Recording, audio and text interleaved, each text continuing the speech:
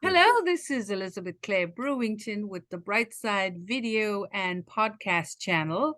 And I want you to get involved with us on Facebook and Instagram. Write us a lot of comments. And I am here with a very exciting author and man, Salah. And Salah, this is an amazing book, First to Leave the Party. And Thank you very much.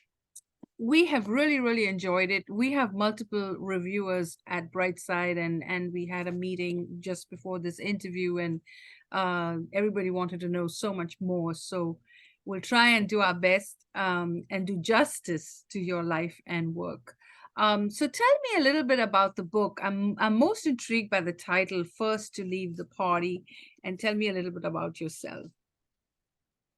Well, I was born in Lebanon, came to Canada when I was 10. The book takes place mostly in New York and in the film world, and as a gay Arab man, the book starts as I knew I was gay when I was 8. I found out I was an Arab when I was 12. When I was at a friend's house, and his dad said, "What's that dirty Arab doing here?" Again. I didn't put in the book, but I think he'd probably be rolling in his grave to know that dirty Arab and his son had an affair for years. Oh But no.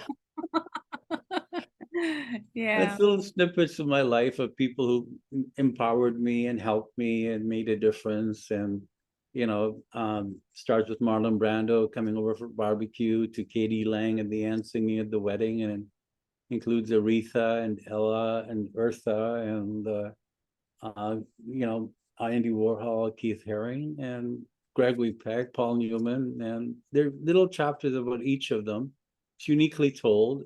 It's my life story, but told through my interactions with them. So you can pick up the book and read any chapter and get a little bit about me and a little bit about them. And by the end of it, you get a lot more about me. Mhm. That's how it's structured. That's awesome. So let's Thank talk a little bit about you. And I think that's a pretty interesting story. You've done a lot with your life. And they say that, if you have this only life in the world, I think you've done pretty good. So you've been a magazine publisher, and I think there's a big thing about the scene loyalty. So tell me a little bit about that, and this great magazine and this whole world of publishing.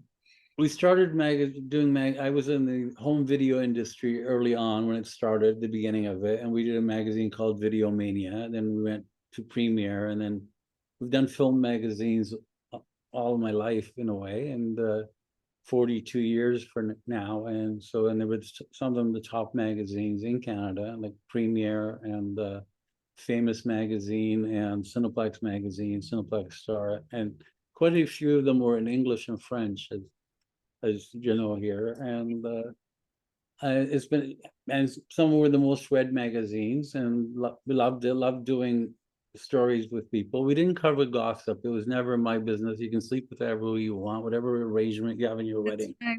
I don't care.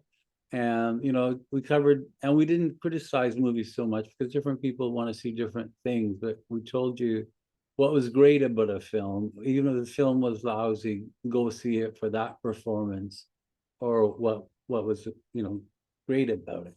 And Yeah. so we kept it, you know, different. As I said, different people have different tastes, and I have not really watched a lot of superhero movies, but they've made cinema Mhm. survive. So that was kind of our going in, and you dress whatever you want, however you want. We don't care.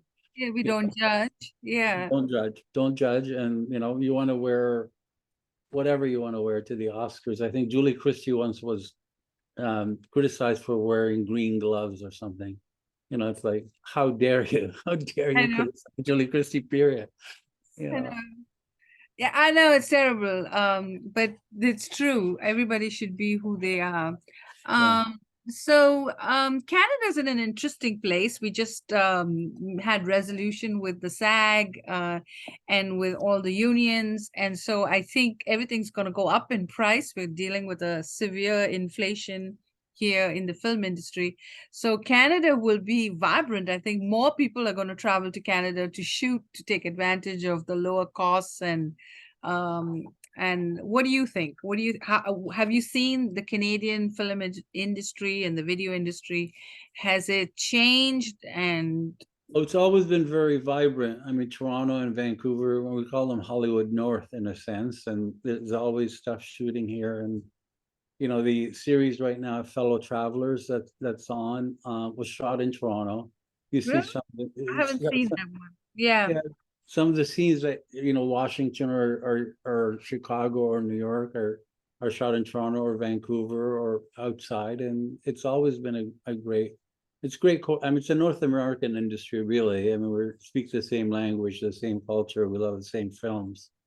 The box office is reported the same way. So I myself have filmed in Canada, and I've lived in Canada and in Montreal and Toronto, and I've had enormous, great experience. What great people and how great talent. And I think it's pretty, on par, the whole film industry there. You can almost get anything that you would want in New York, and, in terms of the quality and the technicians and the equipment and everything. yeah. So Yeah. let's get back to your book. My husband actually is a scenic designer. He was a scenic designer. He's an artist, and he worked on Degrassi for years. So when Drake was on Degrassi, so he knew Drake back then, and worked with him. So it's a small knit community, like the film industry anywhere in the world, like where you go somewhere and you meet people. And your next film, by the way, you better have a part for me, right? Sure, why not? Absolutely. You're already in my show right now, so you're already playing a major role. So so thank you for that. So yeah, so the book has really, and before we dive into the book in detail, my question is, why now? I mean, you've had such a vibrant life. This could be a movie, actually. Your whole book could be a series in itself. So that could be your next project. But why now? Why now to produce this book? I had a few health issues. Had a kidney transplant, and then I got sepsis during the kidney transplant, and it was a little bit of time recovering. About 5 months of rehab and everything. And have learned to walk 3 times now. But I wrote some of those anecdotes on social media during COVID, and while Mhm. I was in rehab, and to tell people a little bit about. And then they became stories. Like this story, a friend of ours was visiting me in the hospital, and they were going to see a play of Piaf and Marlene Dietrich. And so I told my Marlene Dietrich story, that I may have been the last person to send Dietrich flowers. I was in Paris celebrating a friend's birthday, and Dietrich meant so much, and I wanted to send her flowers. So I sent her peonies and roses, and came back to Toronto and told everybody in the office, I sent Dietrich flowers. She died the next day. And so people jokingly said, you killed Marlene Dietrich. But at least she had beautiful flowers. That's true. The Oh, little anecdotes like that. And also, but I also wanted to highlight what Dietrich did with her career, and how she was an anti-Nazi spy, and how she mhm. supported many younger filmmakers. And Yeah. Oh, so, yeah, she did a lot of great stuff. And yeah. you have too. Um, so yeah, tell me about Ella Fitzgerald. She's mentioned in your book as well. And Now there's a movie that should be made. There's not been a movie about Ella Fitzgerald. So we want to do that together. I think Queen Latifah would be perfect actually as Ella. that's You true, know, she would. Yeah. she and there's so much in Ella and I bonded over. She played in Lebanon in the early 70s, and there used to be a small club room in Toronto called the Imperial Room. Hmm. The 400 people, and she would play there like for a couple of weeks a year. And I was introduced to her, and she wanted a Lebanese food called kibbe, which she had in Lebanon. And she asked where can she get good kibbe, and like any child would say, my mom's, right? And Yeah, so, yeah. I would bring her Tupperwares of Lebanese food and go see her, and sit in the front, and she would, and got to know her, got to go to LA and hang out with her at her house. Um, and she loved to sing. She always loved to sing, and she would always do these concerts for inner city children here. 1,200 people would be packed into this grand hotel, and she would sing her heart out. And and we became friends in many ways. And I'm diabetic, and she was diabetic. I named my dog after her, Ella, Mm, and she would always talk about foods I shouldn't eat and things, and yeah. her life, amazing life. And people don't think she had the same kind of struggles growing up as Billie Holiday. But Right. I would love to see a motion picture about Ella. Yeah, that's a great idea. So tell me about this kibbe in Toronto. What is kibbe?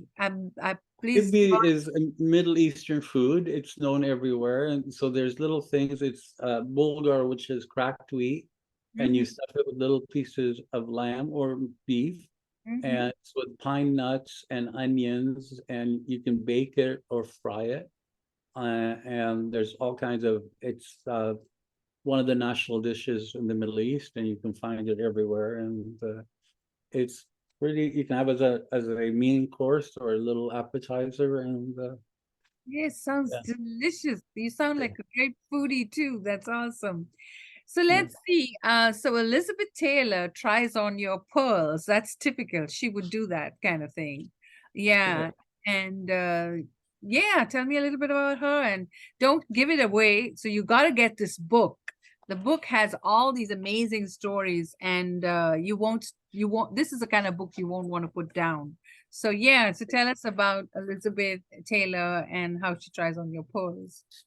Elizabeth Taylor was filming in Toronto with Carol Burnett a film called in 1982, Between Friends, for HBO. And she had been, put down a lot by stand-up comics about her weight or her whatever. And then I got to know her on the set. And one day, later on, she was doing her white diamonds perfume promotion, and I had a brooch on and some diamonds, and I jokingly said, "You should come over for coffee and Yeah, try jewelry on." And she said, "Why not?" But she took a cab from the Four Seasons, not a limo or anything. She put on her scarf, big yeah. glasses, of course, so you wouldn't see her beautiful, beautiful eyes, and just came down and wanted to be anonymous. And we had a great time. And when most people don't realize about Elizabeth, they all talk about her 8 marriages and everything else like that. But she had so much pain and so many surgeries. She's a real survivor and a fighter. And her dad had an art gallery at the Beverly Hills Hotel, and he had like Greta Garbo as a client. And she knew her art really well and her investments, and she was very savvy. She was very much a businesswoman, as well as she marketed herself. She knew if she was going to put a piece of jewelry on, then it's Mhm. going to mean a lot when she to her estate to sell it. And part of her estate money went to her AIDS foundation, which was phenomenal. That Yeah. she raised hundreds of millions of dollars and was one of the outspoken advocates at the time. And Yeah. I see you're wearing pearls. That must I'm be wearing pearls for you signature. today. That's awesome. That's really, yeah, yeah. So yeah, and I think we did talk about Aretha Franklin a little bit. So yeah, so you've met a lot of celebs, and for all you celeb watchers and Instagram people, this is a book you want to write, you do really want to read. So you sound like this really dashing, everybody landed at your doorstep for food or for fun or fellowship. So you must have been like you are like the signature for most people. So that is awesome. So I really want to recommend this book to anyone who wants to get it. And please write us a comment and tell us what you think. Also, like I say, all authors are looking for reviews. So if you are an Amazon person, please download on Audible and write a review and make sure that we know about it. So tell us what you think. And always, always, we're on the bright side. And thank you for watching. Thank you for having me on. Yeah. Ah, that's awesome.